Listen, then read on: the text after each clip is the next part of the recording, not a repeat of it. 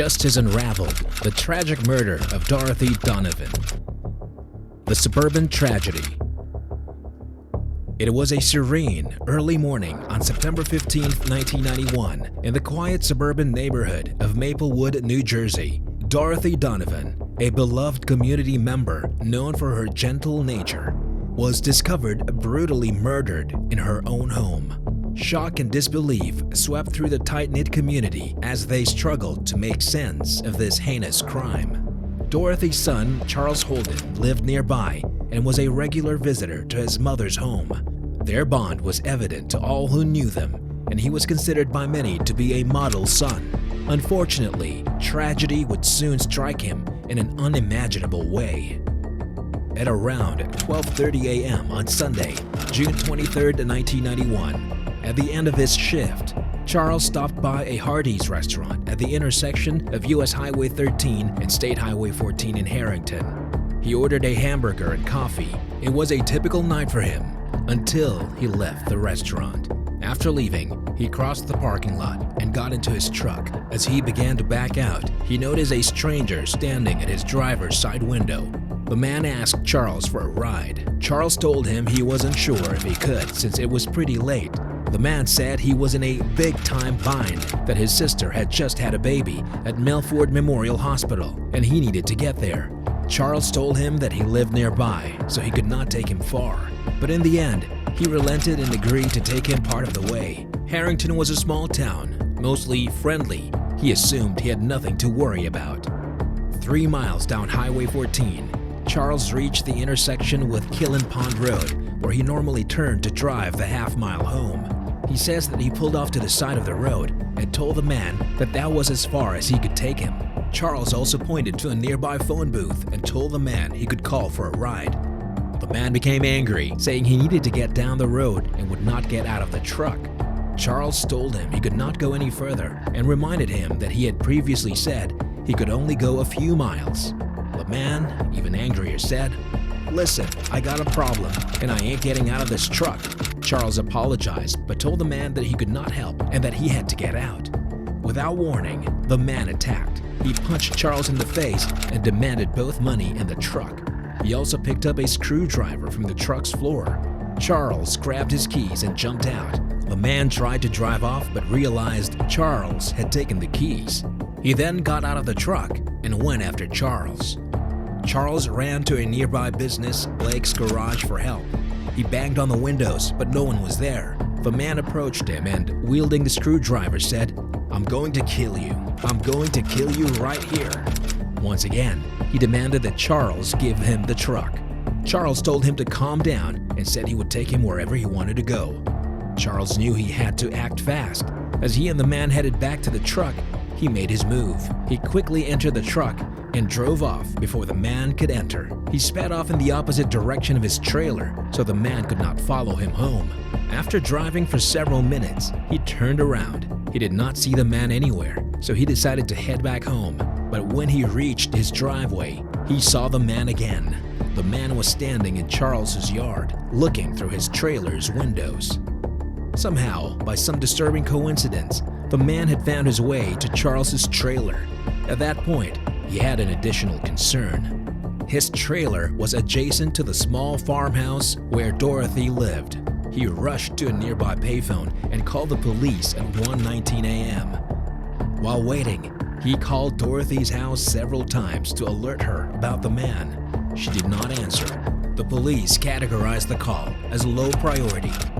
At 3 a.m., Corporal Myrna Williams Kinney of the Delaware State Police arrived at the payphone and met with Charles. Charles explained to Corporal Kinney how he had seen the man hanging around his and Dorothy's homes and wanted someone to go there with him. Once Charles and Corporal Kinney arrived at his trailer, they checked and made sure that the front and back doors were locked. Corporal Kinney found nothing amiss. Charles asked Corporal Kinney to look at Dorothy's house, which was about 60 feet away. They walked across the yard to the back door of her house. They then discovered that the window to the back door was broken. They entered the house, and Charles called out to Dorothy. He knew something was wrong because she normally stayed awake until he came home. In an upstairs bedroom, Charles found Dorothy's body. She had been stabbed more than 24 times in the chest, arms, and face. The police believe she was killed around 1 a.m. Her purse was untouched, and nothing appeared to be missing or out of place in the house. The police ruled out robbery and sexual assault as motives. Dorothy had no known enemies. When investigators heard Charles's story, their first instinct was that he had concocted an elaborate alibi. As the investigation into Dorothy's murder intensified, the police found themselves with limited leads and evidence. Their frustration grew, and they faced increasing pressure to bring the perpetrator to justice. Amid the desperation to find answers, suspicion fell on Charles Holden. With limited physical evidence to tie anyone to the crime scene, detectives focused on the proximity of Charles to his mother's home, making him their prime suspect. Charles found himself in the nightmare of being accused of a crime he vehemently denied committing. He cooperated with police, provided an alibi, and pleaded his innocence, but his pleas seemed to fall on deaf ears. In 1992, Charles Holden stood trial for the murder of his own mother. The prosecution presented circumstantial evidence attempting to establish a motive and painted a picture of a strained relationship between Charles and Dorothy. They argued that financial troubles and difficult family history had driven Charles to commit the unimaginable act. Though there was no direct evidence linking Charles to the crime, the prosecution managed to build a compelling narrative against him. The defense countered with an alibi and character witnesses vouching for Charles's kind and gentle nature. However, the jury found Charles guilty, and he was sentenced to life in prison without parole. Throughout the years, Charles Holden's family and friends tirelessly fought to prove his innocence.